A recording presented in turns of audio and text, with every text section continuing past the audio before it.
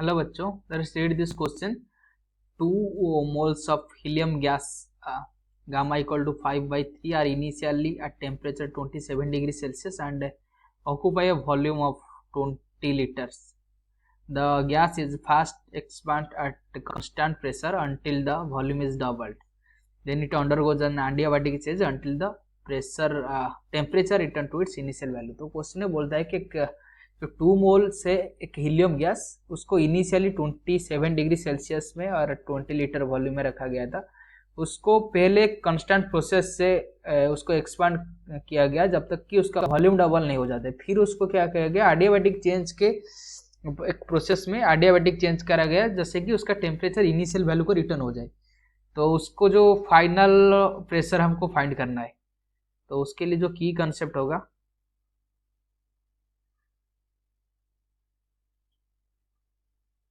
तो की कंसेप्ट क्या है, तो की कंसेप्ट पहले तो प्रेशर का वही आइडियल गैस इक्वेशन हमको चाहिए, P V equal to NRT. और दूसरे जो एडियाबैटिक चेंज के लिए जो फॉर्मूला यूज होगा, प्रेशर और टेम्परेचर का रिलेशन है P 1 minus gamma to V to the power gamma equal to constant for adiabatic. तो एडियाबैटिक प्रोसेस के लिए ये कंडीशन सेटिस्फाई करना चाहिए। तो अगर क्वेश्चन को अगर पहले लिखेंगे तो पहले स्टेज 1 जिधर P1 हमको फाइंड करना है, T1 जो कि 27 डिग्री सेल्सियस या 300 केल्विन, और V1 है 20 लीटर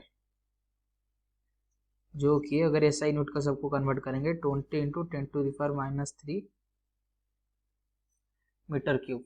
तो अगर P1 इधर हम P1 निकालेंगे तो P1 कितना है, तो P1 का फॉर्मूला क्या है, PV इक्वल टू एनआरटी। तो P हो जाएगा nRT1/V1।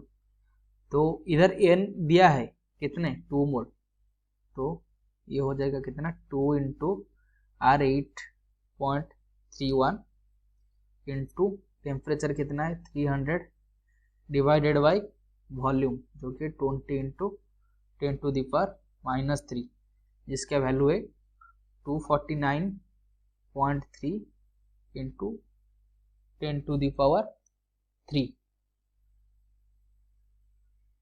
तो ये हो गया प्रेशर का वैल्यू 249.3 इंटू 10⁻³। अभी सेकेंड स्टेज में क्या गया, जो प्रेशर 2 था वो कांस्टेंट वॉल्यूम में उसको एक्सपेंड करा गया। इसका मतलब pressure, initial pressure final pressure same रहेगा फर्स्ट प्रोसेस के लिए। ये जो पहले वाले प्रोसेस था, इधर P कांस्टेंट है, कांस्टेंट प्रेशर वाला, तो प्रेशर कितना होगा, वही जो पहले था 249.3 इंटू 10⁻³ पास्कल। और जो टेम्परेचर है T2 वो पता नहीं, हमको फाइंड करना है। वॉल्यूम क्या है, डबल हो गया, डबल मतलब 40 लीटर, इसका मतलब है 40 इंटू 10⁻³ मीटर क्यूब। तो ये जो प्रोसेस है कांस्टेंट प्रेशर प्रोसेस, तो कांस्टेंट प्रेशर प्रोसेस के लिए हमको पता है आइडियल गैस इक्वेशन से कि PV equal to nRT।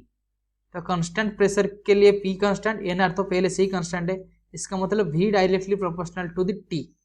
That implies हम ये बोल सकते हैं कि V1/V2 equal to T1/T2। That implies V1 पहले कितना था, 20 इंटू 10⁻³ बाद में कैसे हो गया 40 इंटू 10⁻³ इक्वल टू T1 पहले कितना था 300 केल्विन। T2 को हमको फाइंड करना है, तो ये 2 तो 300 से मल्टीप्लाई हो जाएगा। दैट इम्प्लाइज T2 जो होगा वो कितना है 600 केल्विन है। तो T2 हम इधर लिख सकते हैं कितना है 600 केल्विन, हमको फाइंड कर दिए। तो अभी स्टेज 3 वो जो प्रोसेस है ये एडियाबैटिक प्रोसेस है, ये एक एडियाबैटिक प्रोसेस है। तो एडियाबैटिक प्रोसेस में हमको क्या करना है, P3 फाइंड करना है, और T3 हमको दिया गया है कि इनिशियल टेम्परेचर को चला जाएगा, इनिशियल टेम्परेचर को चला जाएगा, मतलब इनिशियल टेम्परेचर कितना था 300 केल्विन, तो 300 केल्विन को चला जाएगा। तो वॉल्यूम के बारे में पता नहीं, वॉल्यूम भी नहीं दिया है। हमको प्रेशर ही फाइंड करना है क्वेश्चन पे, ठीक है। तो उसको फाइंड करने के लिए हमको जो एडियाबैटिक प्रोसेस का रिलेशन है प्रेशर और टेम्परेचर को यूज करना है। P 1 minus gamma into T to the power gamma equal to constant. That implies हम ये बोल सकते हैं कि P2 1 minus gamma into T2 by gamma equal to P3 1 minus gamma into T3 gamma, ये 3 है। ये क्या है, मतलब जब T2 क्या है सेकेंड प्रोसेस के लिए, मतलब एडियाबैटिक प्रोसेस के लिए T2 उसका इनिशियल कंडीशन है, P2 T2 और फाइनल है P3 T3, तो ही फाइनल इक्वल टू इनिशियल होगा। अभी इसका वैल्यू पुट करेंगे। दैट इम्प्लाइज P2 कितना है 249 into 10 to the power 3। Gamma का वैल्यू दिया है, क्वेश्चन में दे दिया गया है कि गामा 5/3, तो 1 माइनस गामा कितना होगा 2 माइनस 2/3 इंटू T2 कितना है 600 है into gamma by 5/3 equal to कितना होगा P3, जिसको हमको फाइंड करना है 2 माइनस 2/3, और T3 कितना है 300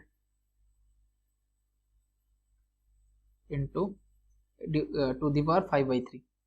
तो उसको अगर हम सॉल्व करेंगे दैट इम्प्लाइज P3 कितना आ जाएगा, तो P3 आ जाएगा P3 is equal to 249 into 10 to the power -3 to the power -2/3 into 600 to the power 5/3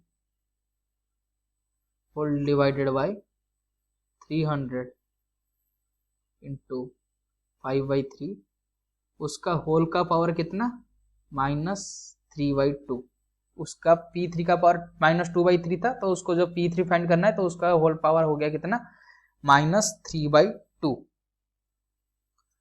तो उसको अगर हम फाइंड करेंगे तो कितना होगा,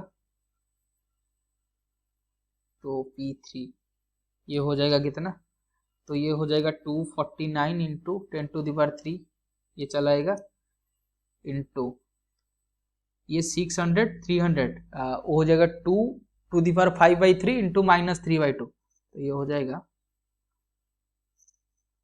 2 टू द पावर 5/3 इंटू -3/2, तो ये हो जाएगा 249 into 10 to the power 3 into 2 to the power -5/2, तो उसका वैल्यू आएगा कितना 44 इंटू 10 टू द पावर 3, तो ये हो जाएगा 0.44 इंटू 10 टू द पावर 5।